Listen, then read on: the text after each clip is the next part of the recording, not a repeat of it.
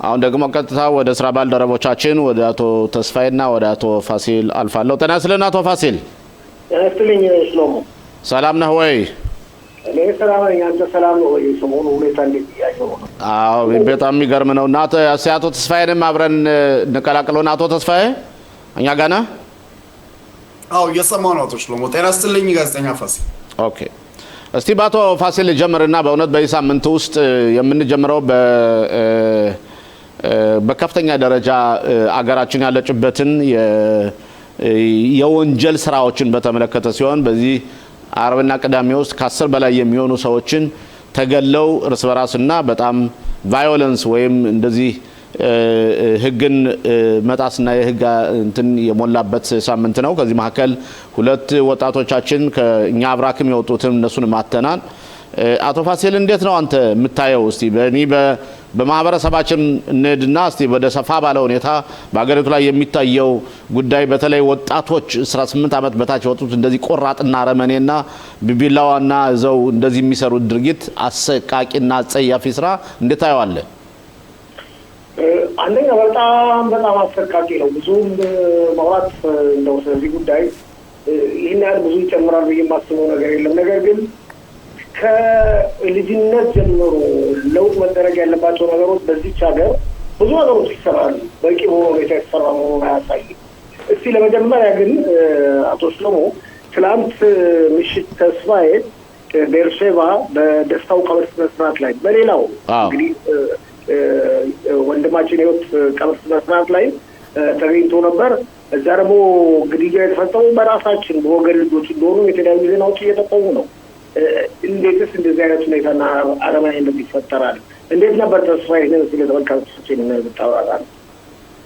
አዎ በአቶ ተስፋዬ ያቀረበውን ዘገባ በእውነት አይተናል። በጣም የሚገርም ነው። እስቲ አቶ ተስፋዬ ወደ አንተ ልምጣና አንደኛ የሰው ስሜት እንዴት ነው? ቤተሰቦችስ እንዴት ናቸው? ባለሙያዎችስ ምን ያስባሉ? ምን አይነት ስሜት ተሰማ?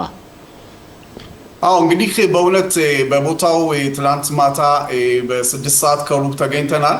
እንግዲህ የክስተት የደረሰው አርብ ከሰዓት በኋላ ነው። ከፖሊሶች እንግዲህ የደስታውን እንግዲህ የሟችን ሬሳ ወደ ሆስፒታል ከሄደ በኋላ ለረጅም ጊዜ እስከ ሰኞ ድረስ ይሄ ነገር ሊንጓተት ችሏል በተለያዩ ምክንያቶች።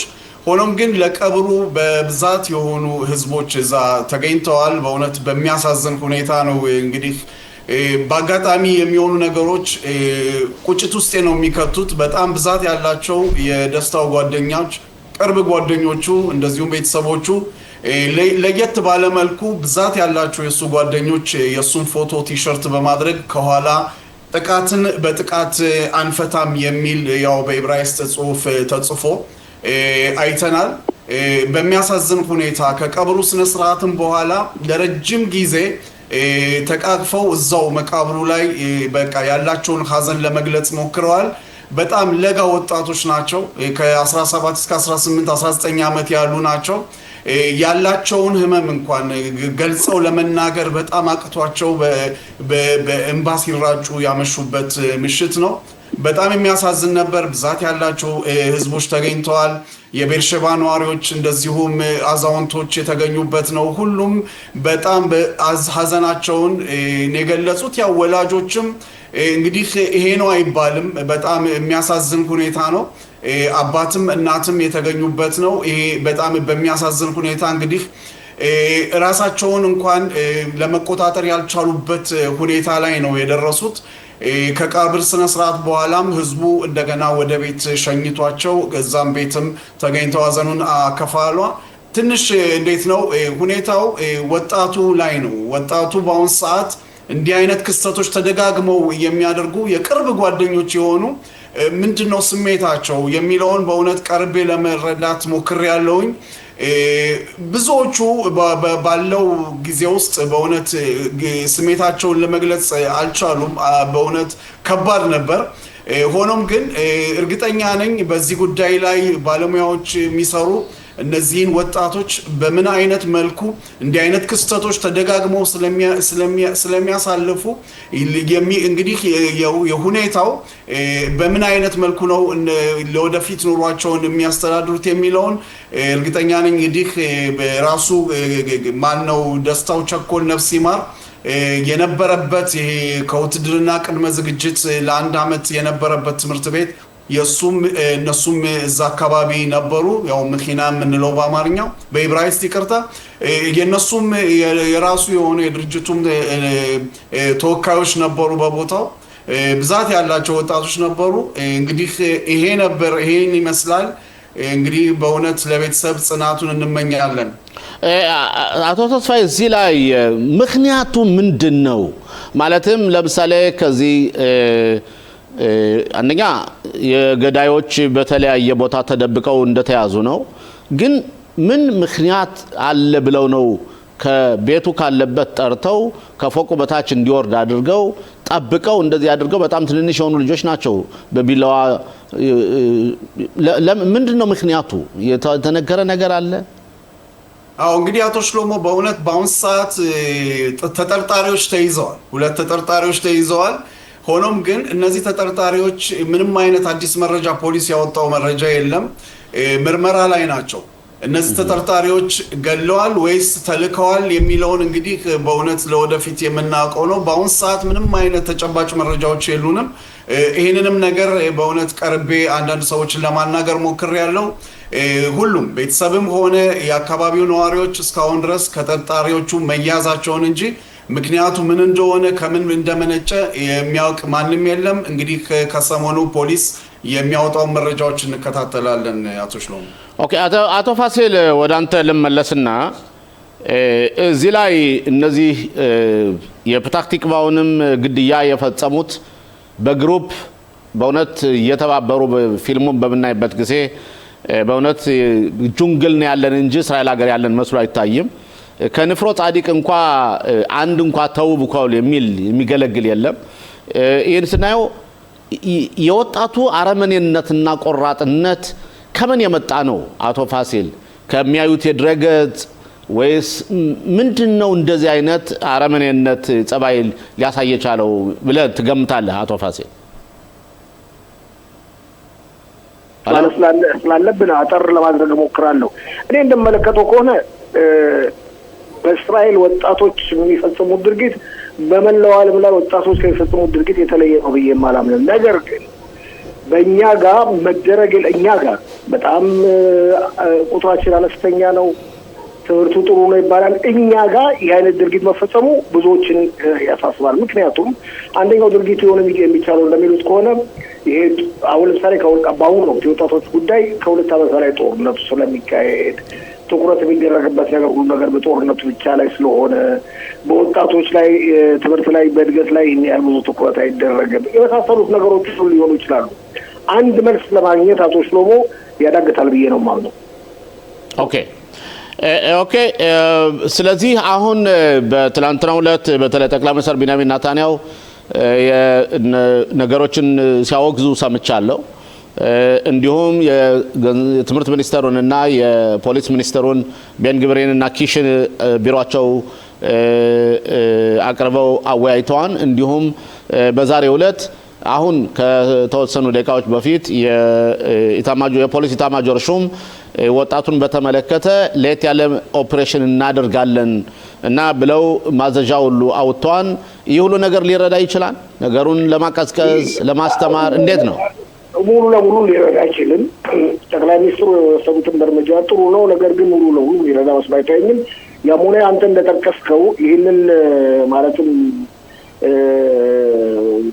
ቁስል በፕላስተር ለመሸፈን እንደሚመስለኝ ከሆነ የፖሊሱ አዛዥ ሌፍተናንት ጀነራል ዳኒ ሌቪ ትዕዛዝ ሰጥተዋል ዛሬ ወጣቶችን የመቆጣጠሪያ የዘመቻ ቀን ነው ብለዋል ፖሊሶችን በየቦታው እንደሚያሰማሩ ገልጸዋል ይህን ነገር ተመልክተን እንግዲህ ነገ የምናቀርበው ይሆናል አቶ ፋሲል እዚህ ላይ ይሄ እንደዚህ ልንሆን የቻለው እኔ አሁን ደግሜ ደጋግሜ የምጠይቅ ጥያቄ አለ በአረቦች ማህበረሰብ ላይ የሚደረገው የእርስ በርስ መጨፋጨፍ መጋደል ባረመኔነት ሁኔታ ሴቶች መገደል ህፃናት መገደል ወጣቶች መገደል እንደዚሁም ያነ ሁሉ እየመጣ በእኛ በይሁዶች ላይ ያንኳኳ ነው ማለት እንችላለን። በሚገባ እንጂ በሚገባ የተያዘ እኮ ነው። መለየት አትችልም። አሁን ይሁዶችና አረቦች በጋራ የሚኖሩባቸው ከተሞች አሉ። በዜና ማሰራጫዎች በመገናኛ መረቦች ያሉ ተጨባጭ ሁኔታ በሙሉ በይፋ ይወጣል። እነሱ ጎረቤቶች ናቸው። እነሱ መንደሮችና ከተማዎች ላይ የሚፈጸሙ ድርጊቶች ከዛም አልፎ የጋራ ከተማዎች ምንም ጥያቄ የለውም ወደ ይገባል ተብሎ ይጠበቅ ነበር። የገባ መሆኑን ያሳያል። በጣም ያሳዝናል። አቶ ፋሲል እስቲ አሁን ተስፋ የምናደርገው እንደዚህ አይነት ድርጊት የሚፈጽሙ ወጣትም ሆነ ትልቆች የሚገባቸውን ያህል ቅጣት እንደሚሰጡ ተስፋ እያደረግን ሌሎች ወጣቶቻችን ደግሞ የሚያድጉት ደግሞ ትምህርታዊ እና ጥሩ ትምህርት ተምረው አድገው እንደዚህ አይነት ወንጀል እንዳይፈጽሙ እንዲማሩ እንዲያድጉ ተስፋ እናደርጋለን። አሁን ቀጥታ ወደ ባንድ አቅጣጫ ወደ ፖለቲካ ለመለሰ ነው። አቶ ፋሲል እንዴት ነው በመጣው ጊዜ ናፍታሊ ቤኔት ጠቅላይ ሚኒስትር ሊሆን ነው እንዴ? እንዳንተ እይታ እንዴት ነው? እርግጠኛ አይደለም። ሊሆን ይችላል ላይሆን ይችላል። አቶ ስለሆነ ጦርነት የገባን እኮ ነው። ጦርነት ውስጥ ያለ ነው ያለው ተጨባጭ ሁኔታ እንግዲህ ከ6 ወር በኋላ በይፋ እንደሚወጣና በይፋ እንደሚገለጽ ለማንኛውም ጥርጥር የለውም ይሆናል። ምርጫ አለ፣ ብሔራዊ ምርጫ አለ። ብሔራዊ ምርጫ ካሸነፈ ናፍታሊ ቤኔት አሁን ለጊዜው ከያኢር ላፒድ ጋር ተዋህደዋል። እንደሚመስለኝ ኮረጋዳ ዝንቁትን እየጠበቁ ነው። ይህ ሁኔታ ከተሳካ እናውሩበት ምንም ምክንያት የለም። ነገር ግን ትላንት በ14 ቁጥር የወጡት ግምታዊ ጥናቶች እንደሚያሳዩት ከሆነ አሁንም ቢሆን የሊኩድ ፓርቲ እየመራ ነው። የተወሰነ ድጋፍ ለማግኘት ችለዋል። ያለው ተጨባጭ ሁኔታ እንግዲህ ከ6 ወር በኋላ ነው የወሰነው። ግን አሁን ያለውን የፖለቲካ ሁኔታ በምናይበት ጊዜና የጦርነቶች ውጤቶችና መንግስት ይህን አድርገናል የሚለው በህዝቡ ዘንድ ተቀባይነት ያገኘ መስሎ አይታይም። ምክንያቱም ህዝቡ የውጤቱን እንደ ጥሩ ነገር አድርጎ ቢያየው መንግስቱን የበለጠ እንደሚደግፍ ነው። ግን በተለያዩ ድረገጾች እንደዚሁ ግምገማዎች በምናደርግበት ጊዜ የተቃዋሚ ፓርቲዎች እስካሁን ድረስ ከ59 በላይ ነው የሚያገኙት ሁል ጊዜ በተከታታይ እና ይህንስ እንዴት ነው የምታየው? አንደኛው የሚገርም ሁኔታ ነው ማለት ሽሎሞ አንተ ፖለቲከኛ ነበር፣ ወደፊትም ፖለቲከኛ እንደምትሆን አምናለሁ፣ ጥርጥር የለኝም። ያልነበሩ ነገሮች አሁን እየታዩ ነው። ባለፉት 8 ዓመታት 4 ዓመታት ግምታዊ ጥናቶች በተለያዩ ቴሌቪዥን ጣቢያዎች ቢታዩምና ቢለያዩም ይህን ያህል ርቀት ባለው ሁኔታ አይለያዩም ወይም አይገነጠሉም። 14 እና 15 ቁጥር የሚያገርሙት ግምታዊ ጥናት ከ11 ከ12 ከ13 ጋር የተለየ ነው። እንግዲህ ይሄንን በማስመልከት ከየፓርቲ እንግዲህ ሌላ የምታምነው ነገር ያለው ተጨማሪ የምታምነው ፓርቲዎች ማለትም ተቀረው መልክ የሚሉት አለ ሙስጣዊ ጥናት፣ ረጅም ጥናት። ያንን ደግሞ እያንዳንዱ ፓርቲ እንደፈለገው ሊናገር ይችላል። ግን በአጠቃላይ ስትመለከተው የእስራኤል ህብረተሰብ ብዙ ወይም ማለት አይቻልም፣ አብዛኛው ማለት አይቻልም፣ እኩል በኩል ሁኔታ እየተከፋፈለ ነው። አሁንም ቢሆን ምንም እንኳን እንግዲህ ሳንኩን ታውቃለህ ብዙ ጊዜ የሊኩድ ፓርቲ አልሰራም፣ ይሄ ፓርቲ አልሰራም፣ በተለይ ሊኩድ ፓርቲ አልሰራም ብለው መራጮች የምርጫ ሳጥን ጋር ሲቀርቡ ሊኩድን ነው የሚያስገቡት ውስጥ። ከዚህ በተጨማሪም አንተ ያልካቸው መሰረታዊ ነገሮች አሉ። ስለሆነ የዚህ ጦርነት ፍጻሜ ሁኔታ ወይም ጦርነቱ በምርጫ ወቅት ያለበት ተጨባጭ ሁኔታ ለምርጫ ውጤት ከፍተኛ በሆነ ሁኔታ ለምርጫ ውጤት ውሳኔ ላይ እንዲደርስ ያደርጋል የሚል ግምት አለኝ። ኦኬ አቶ ተስፋዬ ጥያቄ ይኖራል በዚህ በፖለቲካ ጉዳይ አቶ ፋሲልን? አዎ እንግዲህ ፋሲል በእውነት በዘገባው ላይም እንዳቀረብኩት የሻቲድ ፓርቲ ያኢር ላፒድ ለናፍታሊ ቤኔት ወደ 3ኛ ቦታም ለመያዝ ዝግጁ ነኝ የሚል መልእክት አስተላልፈዋል። እንዴት ነው ላፒድ የነበራቸው ምኞት ጠቅላይ ሚኒስትርነት ለመሆን ይሄ እንዴት ነው? ይሄን ነገር የበለጠ እንድታብራራልኝ ፈልጋለሁ። እኔ ልጨምርና አንድ ነጥብ የሻቲድ ጥሩ ዲል ያደረገ መስሎ ይታያል። እሳቸው ቁጥራቸው ወደ ታች እየቀነሰ ስለሄደ አሁን እንዲያውም ወደ 6 5 7 ላይ ደረሱበት አጋጣሚ ነው ያለና አሁን በተደረገው ስምምነት መሰረት ከ1 እስከ 24 ባለው 10 ቦታ አላቸው። ስለዚህ ፖለቲካቸውንና ጓደኛቸውን አድነዋል ማለት እንችላለን አይደል አቶ ፋሲል? ሎ ይሄ በዚህ ትክክል ነው። የሻትሂድ ብዙ ትርፈዋል። በአንጻሩ ናፍታሊ ቤኔት የጠቅላይ ሚኒስትርነት ጥሪማቸው ሊሳካ የተቃረበ መስሎ ይታያል። አሁን ተስፋዬ ባቀረበው ዜና ላይ ዜናው የሚለው አይዝንኮት በዚህ በአዲሱ ያሃድ በተባለው አንድነት በተባለው ፓርቲ መቀላቀል ከፈለጉ ሁለተኛውን ተራ ቁጥር እለቅላቸዋለሁ፣ ሶስተኛም በሆን ችግር የለኝም ነው ያሉት። አይዝንኮትን ለማስገባት ጥረት ነው የሚያደርጉት። አይዝንኮት እንግዲህ ደግሞ ደጋግመው ወደፊት ሊለወጥ ይችላል። እኔ ባለፉት ጊዜያቶች ሁለተኛው በተለያዩ ፓርቲዎች አገልግያለሁ። አሁን ግን ፈልገው ነገር የለም አንደኛ መሆን ነው ብለዋል። ብዙዎች ደግሞ እንደሚታወቀው ከሆነ በግራ ክንፉና ማዕከላዊ ክንፉ አካባቢ አይዝንኮትን ብዙዎች የሚደግፉ አሉ። በአንጻሩ ናፍታሊ ቤኔት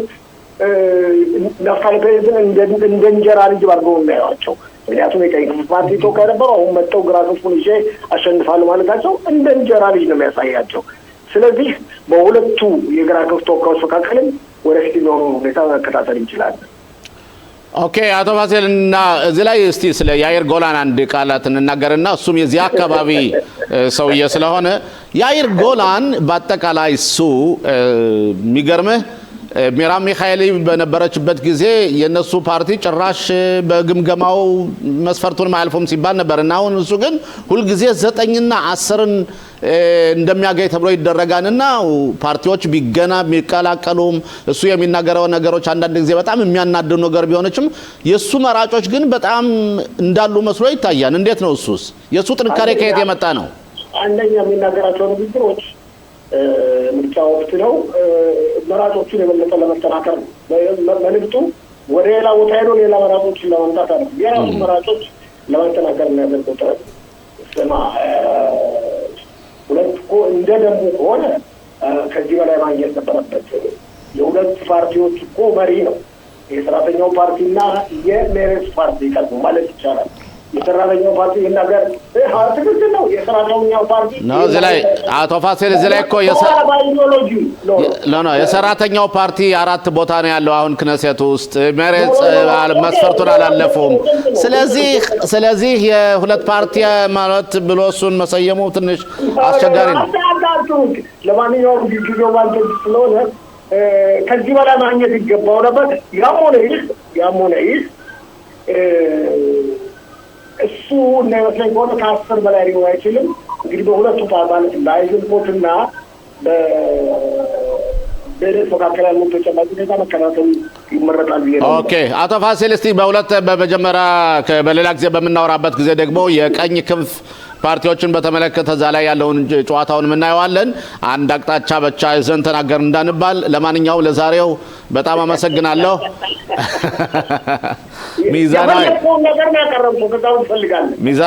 ሚዛናዊ መሆን አለብንና በመጠቅጠሩ ደግሞ በቀይ ክንፍ ፓርቲዎች ያሉትን ስሞትሪችን እሱን ስለ ቤንግቪርም ቤንግቪር ስለሚያደርገው ድርጊት በሊኩድ ውስጥ ደግሞ እንደገና ሊኩድ ቢ የሚባል ፓርቲ ሊመሰረት ነው ይባላል። እስቲ እንግዲህ ሁሉንም እንደገና መልሰን እናየዋለን። አቶ ፋሲል ለጊዜው አመሰግናለሁ። አቶ ተስፋዬ ከኔ ጋር ትቆያለህ።